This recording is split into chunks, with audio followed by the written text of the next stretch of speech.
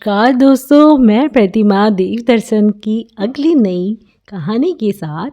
कहानी का टाइटल है ध्रुव, नन्हा बालक ध्रुव। कहानी कुछ ऐसे है। शाम हो रही थी। पक्षी पशु सब अपने अपने घर को लौट रहे थे।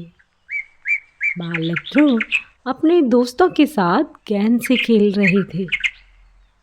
खेलते खेलते अचानक गेंद महल के अंदर चली गई।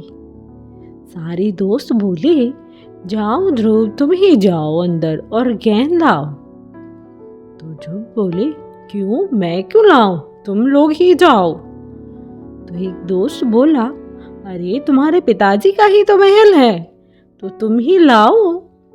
पिताजी? हाँ हाँ, यहाँ के महाराज तुम्हारे पिताजी है ना।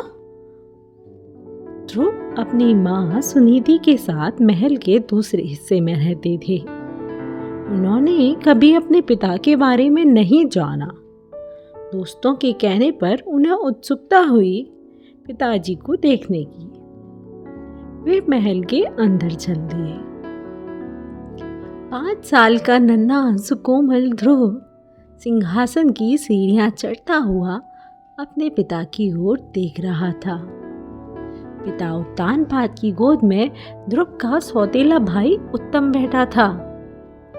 ध्रुव ने पिता की गोद में बैठने की इच्छा से अपना हाथ पिता के पैर पर रखा, पर इतने में ही उन्हें छोटी माँ सुरुचि की आवाज ने रोक दिया। रुको, ये लड़के, कहाँ जा रहे हो? पिताजी की गोद में बैठना चाहता हूँ रानी। पिताजी की गोद या इस सिंहासन पर? रानी ध्रुव के पास आई और धीरे से बोली, क्या तुम्हारी नजरें राज सिंहासन पर है, या इस ताज पर, या इस भूलोक के स्वामी बनना चाहते हो? लड़के, यह बहुत ऊंचा पद है, तुम इसके काबिल नहीं हो। ध्रुव अपने पिता की ओर देखने लगे, परंतु राजा उत्तानपाद कुछ न बोले। रानी सुरुचि बोली, अगर तुम सिंहासन पर अधिकार चाहते हो तो जाओ, पहले ईश्वर की तपस्या करो, और जब वरदान की बारी आए तो वरदान में मेरी कोख से जन्म मांगना। जब तुम्हारा जन्म मेरे द्वारा होगा तभी तुम इस सिंहासन के अधिकारी हो सकते हो। बेचारा नन्हा छोटा ध्रुव रोते हुए अपनी माँ के पास चला गया और उन्हें सारी बातें बताई।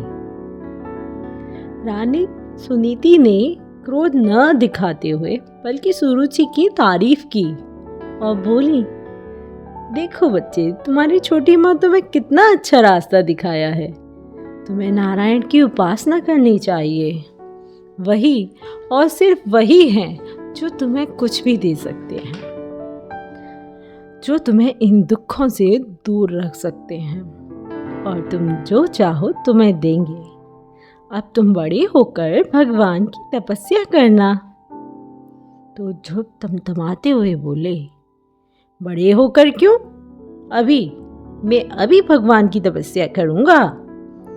माँ बोली, ध्रुव, तुम्हारे मन में क्या है? क्या तुम सिंहासन के लिए तपस्या करना चाहते हो? इस पर ध्रुव बोले, नहीं माँ, अगर नारायण मुझसे प्रसन्न होते हैं तो मुझे दर्शन देते हैं, तो क्या मैं उनसे सिर्फ एक तुच्छ सा सिंहासन मांगूंगा? वे तो सर्वसमर्थ हैं। तुमने अपना जीवन खाली पाया है। मैं तो कुछ ऐसा मांगूंगा जिससे आपका जीवन स्वाभिमान से भर जाए। माँ अपने बच्चे को प्रेम से निहारती रही, मन ही मन आशीष देती रही, और ध्रुव महल छोड़कर चल पड़ा। एक नन्हा सा बालक जंगल की ओर तप करने के लिए चल पड़ा। उस नादान को तप का अर्थ भी पता है। रानी सुनीति ने रोकने की कोशिश की कि जंगल मत जा ध्रुव, यहीं रह, नारायण की यहीं रहकर पूजा कर। पर ध्रुव बोले, माँ, नारायण का जप इतना सरल नहीं है, तुमने ही तो कहा था। बस उस एक पल में ही ध्रुव का कद इतना बड़ा हो गया कि अपनी माँ से भी बड़ा। वे आगे चल पड़े जंगल की ओर।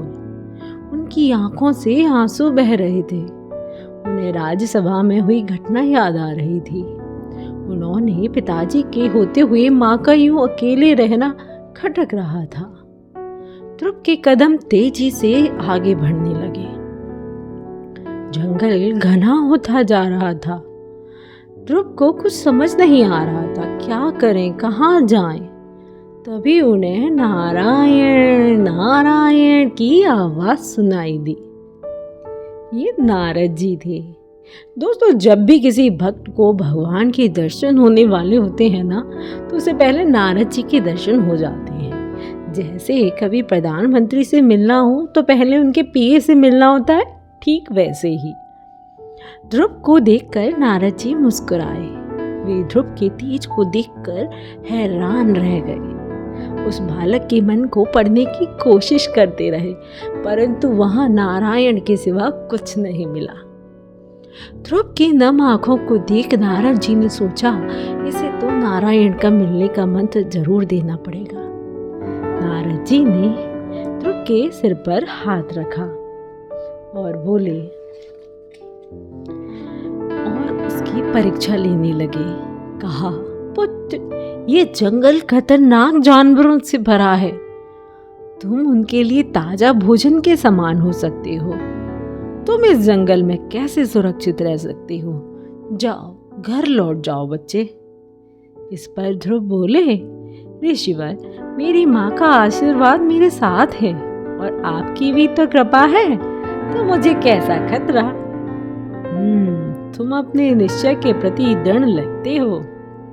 ठीक है, मैं तुम्हें नारायण की प्राप्ति का मंत्र बताता हूँ। 12 अक्षरों का पवित्र मंत्र। आंख बंद कर ध्रुव ने ये मंत्र नारद जी के साथ साथ बोला। ओम नमो भगवते वासुदेवाय। मंत्र पाने के बाद मानो ध्रुव में एक नई शक्ति आ गई। एक शक्ति ने उसके शरीर, मन, बुद्धि में संचालित हो गई। यमुना जी के किनारे कदम के पेड़ के नीचे बैठ गए नारायण की तपस्या में।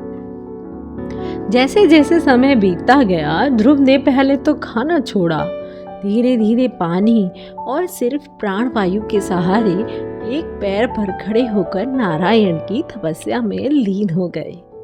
उनके तप के प्रभाव से सारे ब्रह्मांड में एक वाइब्रेशन जैसा होने लगा।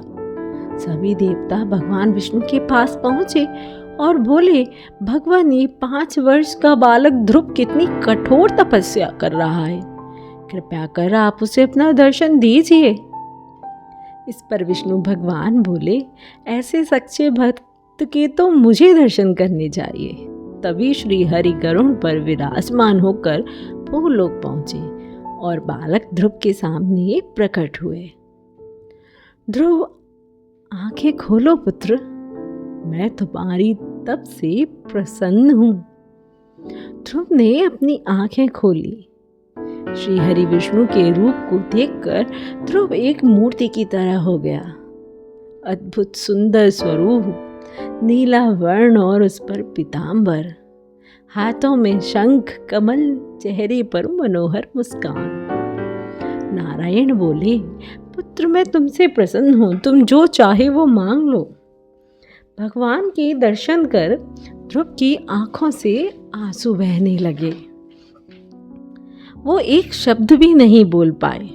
विष्णु भगवान मुस्कुराए और बोले, प्रिय पुत्र, मैं तुम्हारे मन की बात जानता हूँ। जाओ, अपने नगर को लौट जाओ। जब समय आएगा तुम्हें इस भूलोक का राज्य मिलेगा और शरीर पूरा होने पर मैं तुम्हें ध्रुव लोक का राज्य दूंगा, जिससे तुम ध्रुव तारा बनकर सदा सर्वदा चमकते रहोगे।